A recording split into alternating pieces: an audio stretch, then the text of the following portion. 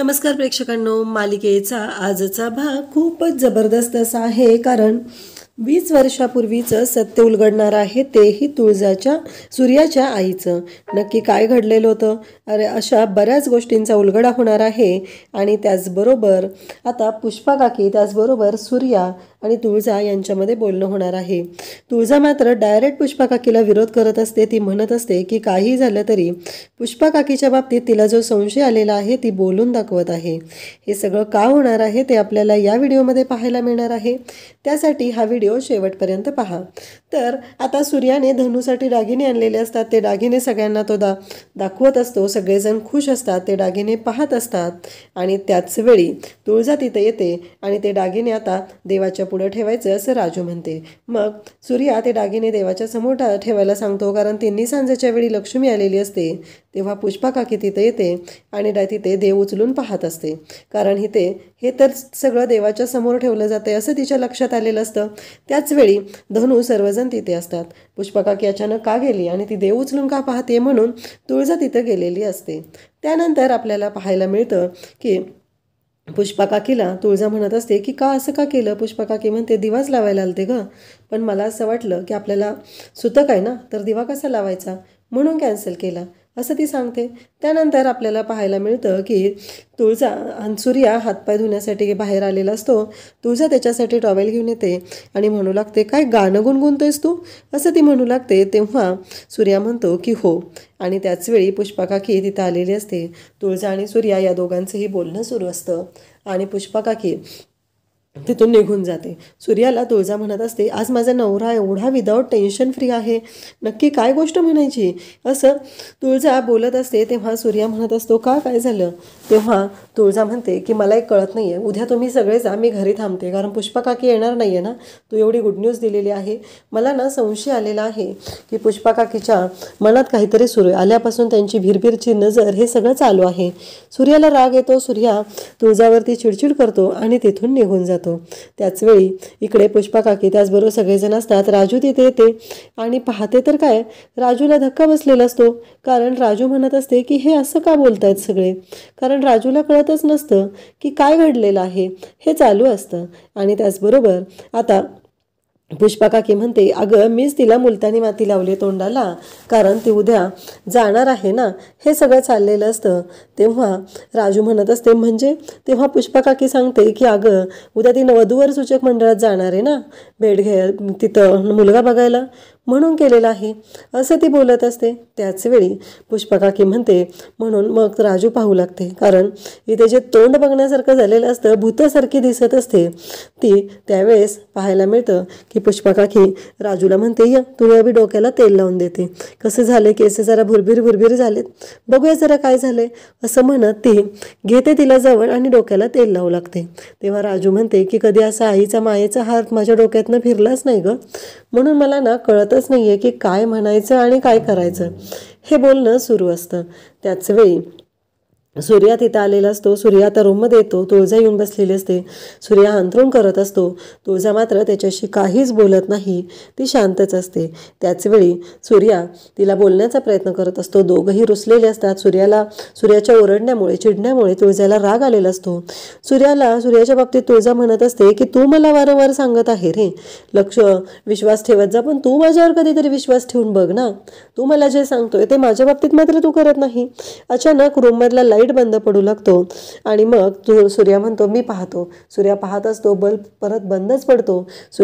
तुळजा बाहेर जाते आणि कंदील घेऊन येते आणि मग सूर्या तुळजाकडे पाहू लागतो. कारण तुळजा म्हणत असते कधी कधी या प्रकाशासारखं ते लख्ख असतं, ते सत्य असतं. विश्वास ठेवावा माणसावरती, माणुसकी जपावी, पण कधी कधी ते सत्य बाहेर आल्याशिवाय नाती जपली जात नाहीत.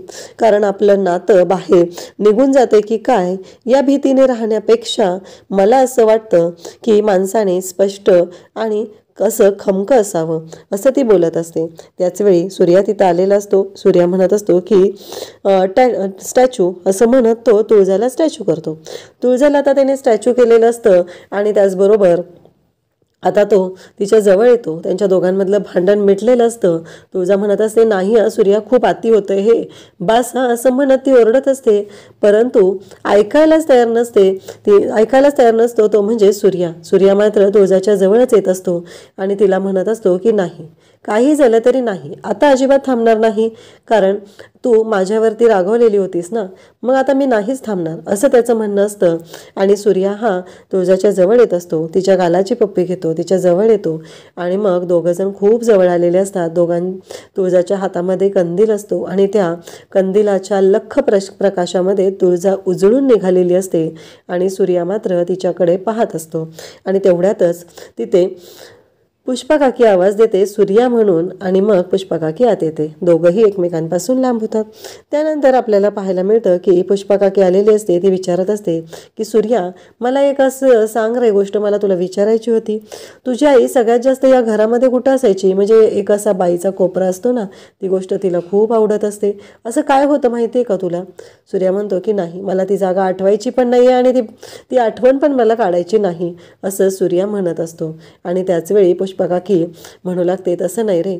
आणि मग तुळजा लगेचच म्हणते, म्हणजे तुम्हाला काय करायचं आहे? म्हणजे बाईसाठी सगळं घरच तिच्यासाठी महत्त्वाचं असतं ना, मग तुम्ही असं काय विचारत आहात, असं तुळजाचं म्हणणं असतं.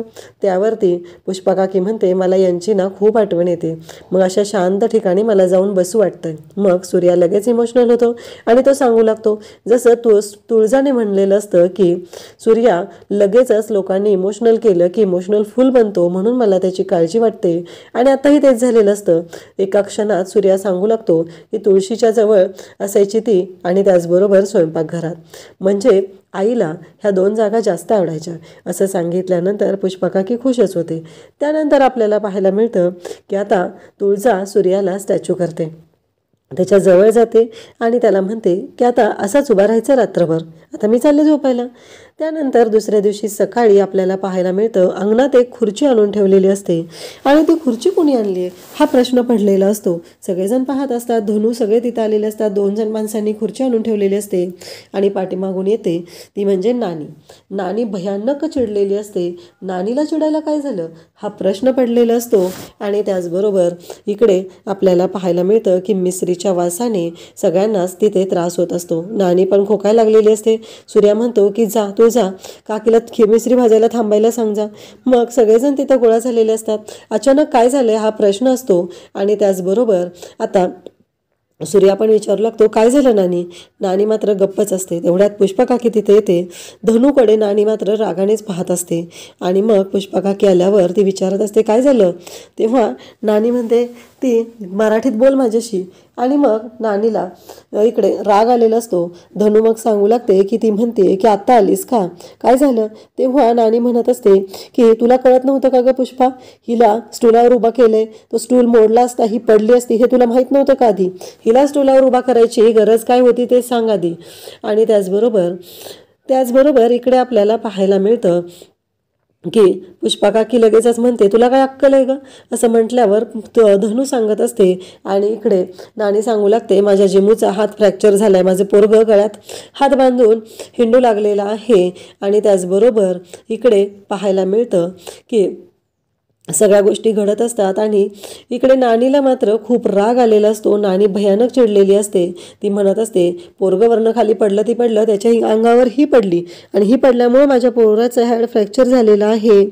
आणि त्याचबरोबर हे सगळं जेव्हा चालू असतं, हे जेव्हा घडत असतं, तेव्हा इकडे धनूला मात्र खूप राग आलेला असतो. तिला खूप वाईट वाटत असतं. त्याचबरोबर इकडे पुष्पाकाकीच्या समोर ती म्हणत असते, पुष्पाकाकी म्हणत असते, काय ग तू असं का बोलत आहेस, म्हणजे असं काय केलेलं आहे माझ्या पोरीनं ते सांग बरं. म्हणून धनूची बाजू ती घेत असते. तेवढ्यात नाना तिथे येतात आणि नाना म्हणू लागतात, बरोबर आहे, हिला मी सांगितलं होतं तरी इथं पळत आलेली आहे, कारण ह्यांना ना ह्यांच्या स्वार्थापुढे दुसरं काही दिसत नाहीये. कारण इतके दिवस या पोरीनं येऊन हिची सेवा केलेली आहे ते हिला दिसलं नाहीये, परंतु इथं नावं ठेवायला मात्र सगळ्याच्या आधी येऊन पोहोचलेली आहे. हे सगळं बोलणं सुरूच असतं. त्याचबरोबर सूर्या म्हणत असतो की नाना जाऊ द्या ना, कसं आहे, ती अशी पायालाही झालेली आहे, ती अशी घरात बसून आहे, नाही, त्या जेमूच्या बाबतीत असं झालं म्हणून तिला काळजी वाटत आहे, बाकी काही नाही असं तो सांगत असतो. त्यानंतर धनू मात्र रडायला लागते. मीच वाईट आहे असं म्हणत असते. नाना नानीला घेऊन गेलेले असतात. सगळे धनूच्या जवळ येतात आणि म्हणतात काय पण काय म्हणतेस ग, आणि धनूला हसू लागतात. आज एवढी छान गोष्ट करायला आपण चाललेलो आहे असं सगळ्यांचं म्हणणं असतं. अशाच अपडेटसाठी चॅनलला सबस्क्राईब करा. थँक्यू.